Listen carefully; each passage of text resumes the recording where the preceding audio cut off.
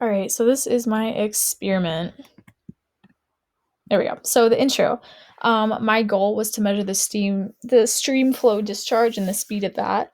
This is a couple little sketches that I did. I had two trial runs. My first run, my depth was 5 inches. This is just my tub. The length is 54 inches, and I used my hose from outside as the discharge point.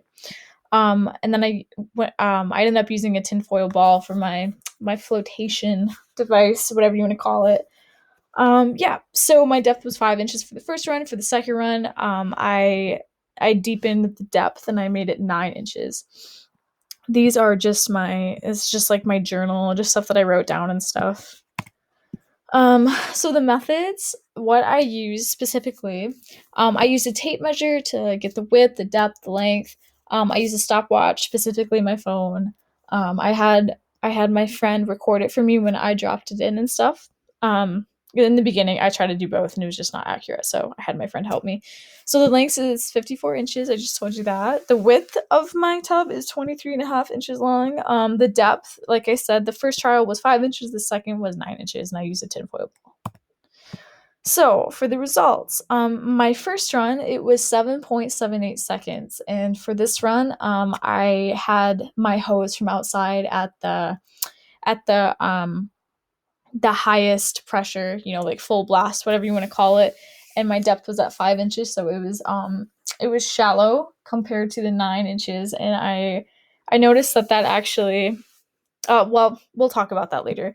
My second run was 13.83 seconds, which was a lot slower than the first one. Of course, though, I mean, I had a weaker pressure. I think I had at about like 50%, like halfway there, or I don't know, maybe less than that, pressure wise. So I used that for my pressure. And then my depth, it was deeper. It was 9 inches compared to five. So I actually I knew that the pressure would obviously affect the speed of the ball going downstream, but I didn't really think that depth would affect it that much. I guess it's pretty obvious that it would, but that was actually something new that I learned. So interpretation. Did it show what I expected? Yes, my experiment did show what I expected. I did expect it to go faster the first run compared to the second. Again, it was mainly based off of the pressure that I was using for the water. I thought, yeah, that's obviously going to give me a shorter time, but I actually came to find out that shallow depth tends to, at least in my experience, the shallow depth gives me a faster speed compared to the deep depth. Um, and I guess I'm not sure if that's like that for every stream, or maybe just because I use it in a tub, so there's like less room for water to disperse out into, if that makes sense. So yeah, I mean, with like shallow water, there's it's less places for it to go, if that makes sense. I'm not really explaining that well at all, but I hope you know what I mean. So for future work, I for future, if I were to do this again, what I would do is I would actually swap the places. So instead of doing the shallow depth and the high pressure, I would do shallow depth and weak pressure. Obviously, it would end up going a lot slower compared to the stronger pressure of that hose. And then for the second trial run, a deep depth and then strong pressure.